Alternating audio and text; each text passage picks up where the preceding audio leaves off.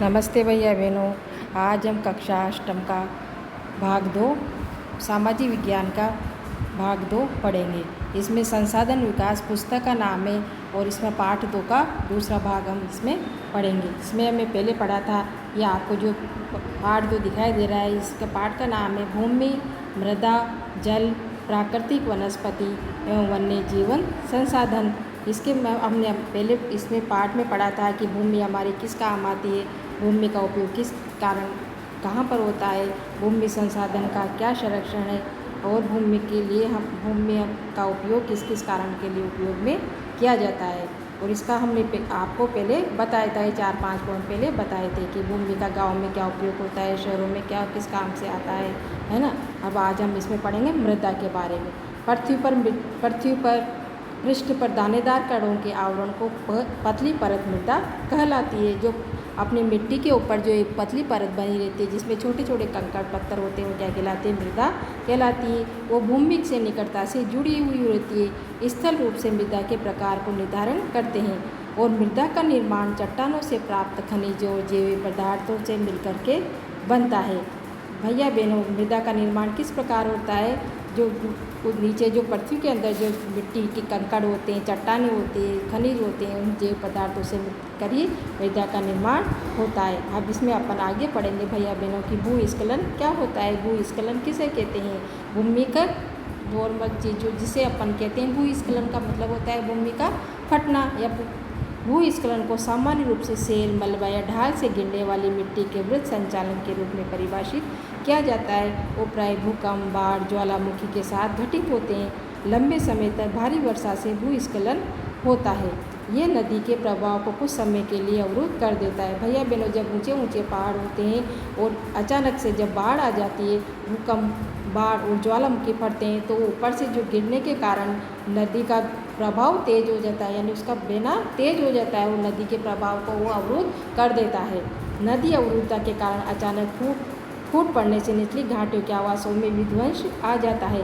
पहाड़ी भूभाग में भूस्खलन में मुख्य विस्तृत रूप से फैली प्राकृतिक आपदा है, जो प्राय जीवन और संपत्ति को आघात पहुंचाती है और चिंता का मुख्य विषय।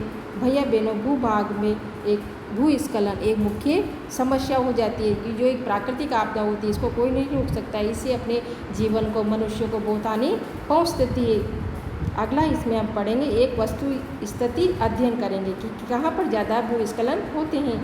हिमाचल प्रदेश के किन्नौर जिले के रेकांगपिओ के निकट पंजी ग्राम में बड़े भूस्खलन के कारण राष्ट्रीय महामार्ग 22 की पुरानी हिंदुस्तान तिब्बत सड़क का 200 मीटर का भाग नष्ट हो गया है। वह भूस्खलन पंजी गांव में तीव्र विस्फोटन द्वारा हुआ था। मतलब बहुत बड़ा वहाँ पर विस्फोट हुआ था। बहुत तेज विस्फोट होने के कारण ही वहाँ पर जो 200 मीटर का भाग था वो नष्ट हो गया था। विस्फोटन के कारण ढाल का एक कमजोर क्षेत्र नीचे गिर गया था और इतना तेज विस्फोट हुआ था कि वहाँ का जो ढाल था वो नीचे गिर गया, जिसके कारण सड़क और गाँव के आसपास के क्षेत्र को क्षति पहुँची थी, जिसके कारण वहाँ पर जो सड़क का आवागमन था वो दुरुस्त हो गया था और गाँव आसपास जो गाँव थे वो भी, उनको भी बहुत क्षति, बहुत नुकसान पहुँचा था। पंजी गांव को किसी संभावित मानव विकास से बचाने के लिए पूर्ण रूप से खाली करा दिया गया था, क्योंकि वो गांव पूरा नष्ट हो गया था, इसलिए गांव को पहले खाली करा दिया गया। अब इसमें पढ़ेंगे क्या करना चाहिए आगे उसको करने के लिए न्यूनीकरण क्रियाविधि, उसके क्या उपाय हैं। भूस्खलन को कौन कौन से कारण होते हैं, किस कारण से भूस्खलन होता है। वैज्ञानिक प्रविधियों के विकास में हमें समझने की शक्ति मिलती है। भूस्खलन उत्पन्न होने के कौन कौन से कारण है उसका, और उसका प्रबंधन कैसे किया जाता है ताकि भूस्खलन को हमें रोका जा सके। भूस्खलन को रोकने के लिए कुछ प्रविधियाँ निम्न हैं। भूस्खलन प्रभावित क्षेत्रों का मानचित्र बनाकर इसमें प्रभावित होने वाले स्थानों को इंगित करता है। इस प्रकार इन क्षेत्रों को आवास बनाने के लिए छोड़ा जा सकता है। भूस्खलन में आवास बनाए जाने के लिए वहाँ पर मकान बना करके वहाँ पर छोड़े जा सकते हैं। भूमि को कहने के लिए, बचाने के लिए प्रतिधारी दीवार का निर्माण करना चाहिए। भूस्खलन को रोकने का सबसे प्रभावी तरीका वनस्पति आवरण में वृद्धि है, यानी ज़्यादा से ज़्यादा पेड़ पौधे लगाने चाहिए। सतही अपवाद तथा झरना प्रभावों के साथ साथ भूस्खलन की गतिशीलता को नियंत्रण करने के लिए पृष्ठीय अपवाद नियंत्रण उपाय कार्यान्वित किए गए हैं। अब इसके क्या क्या कार्य किए गए हैं। भूस्खलन कि होता है ये भूमिश और वनस्पति के साथ उपनी मृदा, बालू गाल क्ले के साथ उपमृदा, उपक्षी चट्टानी पदार्थ जनक चट्टानें, ये सभी क्या होती है मृदा परिच्छेदिका का चित्र यहाँ पर बना हुआ है कि मिट्टी को किस प्रकार से छेदित किया जाता है। तब भूमि पर पाए जाने वाले खनिज से होता है, क्या होता है ये भूमि पर पाए जाने वाले खनिजों से क्या क्या चीज़ें होती है, इसके कारण से ये इसमें चित्र के माध्यम से आपको बताया गया है, ये चित्र बनाया गया है।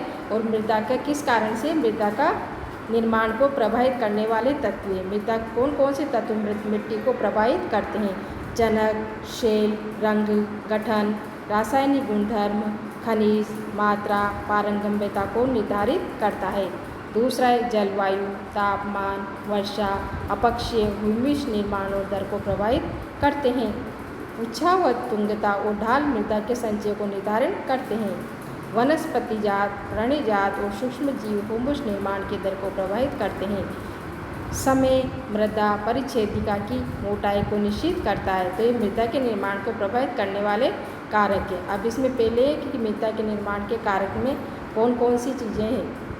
मृदा निर्माण के कुछ मुख्य कारक जनक शेल का स्वरूप और जलवायु का कारक है।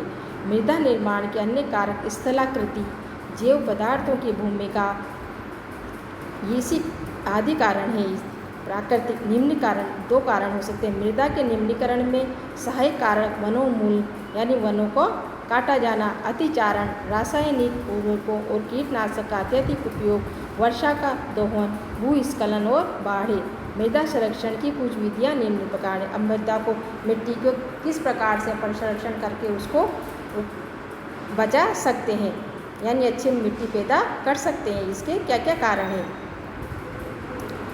भारत में कई प्रकार की मिट्टियाँ पाई जाती है, जैसे जलोढ़ मिट्टी, काली मिट्टी, लाल मिट्टी, लेटराइट मिट्टी, मरुस्थलीय मिट्टी, पर्वतीय मिट्टी। विभिन्न प्रकार की मृदाओं को एक एक मुट्ठी एकत्रित करके हम देखेंगे कि किस प्रकार की मिट्टी कहाँ पर पाई जाती है।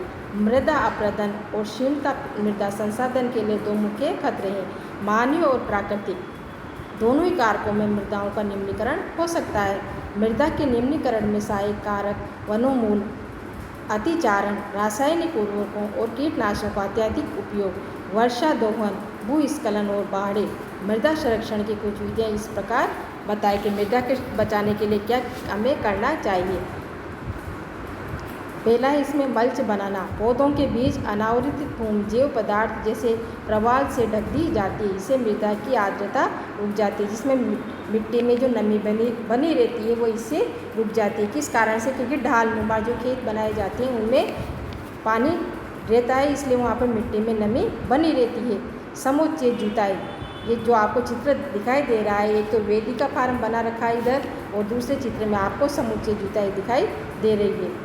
इसमें आपको पहला इसमें वेदिका फार्म क्या होता है, चौड़े समतल सोपान अथवा वेदिका त्रिव ढालों पर बनाए जाते हैं ताकि सपाट सतह फसल उगाने के लिए उपलब्ध हो जाए। इससे पृष्ठीय प्रभाव और मृदा अपरदन कम होता है। इसका मतलब होता है कि जहाँ पर चौड़े मैदान होते हैं, समतल जगह होती है, वहाँ पर कौन सी खेती की जाती है, वेदिका फार्म बनाए जाते हैं वहाँ पर, क्योंकि वो ढाल ऊपर से नीचे की ओर जो रहता है वो ढाल नुमा रहता है, उसको वेदिका ढाल कहते हैं। यहाँ पर फसल अच्छी उपलब्ध हो जाती है। ये फसलों को उगाने के लिए मृदा, इससे क्या होता है, मिट्टी का अपरदन कम होता है, जैसा कि आपको चित्र में दिखाई दे रहा है। अगला है समोच्च रेखीय जुताई। एक पहाड़ी ढाल पर समोच्च रेखाओं के समानांतर जुताई ढाल से नीचे की ओर बह के जल के प्राकृतिक रोध का निर्माण करती है। अगला है इसमें रक्षक मेघ रेखाएँ। तटीय प्रदेशों और शुष्क प्रदेशों में पवन गति की रोकने के लिए वृक्ष कतारों में लगाए जाते हैं ताकि मृदा के अपरदन को बचाया जा सके। यह मृदा के अपरदन को बचाने के लिए किया जाता है। नमस्ते भैया बहनों, अगला भाग हम भाग 2 में पढ़ेंगे। धन्यवाद।